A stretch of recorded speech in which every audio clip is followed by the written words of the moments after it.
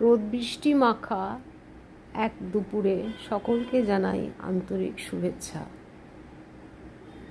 গতকাল গেছে 4th August, 1929 খ্রিস্টাব্দের 4th আগস্ট কিশোর কুমার আমাদের এই ধরাধামে অবতীর্ণ হয়েছিলেন। আসলে এই ধরনের শিল্পীদের মৃত্যুদিন তো নয়, জন্মদিনেও যেন মনটা কেমন ভারাক্রান্ত থাকে। তাই আর কালকে কিছু বলতে আমার ইচ্ছে করেনি, আর নানান ব্যস্ততাও ছিল, কি বলবো সেটাও ঠিক করে উঠতে পারছিলাম না।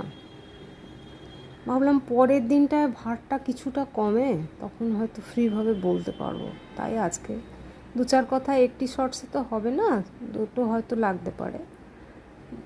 আর মনে হয় যে এই মানে তাদের এই গানগুলো, কিশোর কুমারের গানগুলো যখন শুনি, এত জীবন্ত, এত ডেডিকেটেড পারফরমেন্স, মনে হয় যেন সামনে দাঁড়িয়ে গাইছেন, এতটাই ভালো লাগে।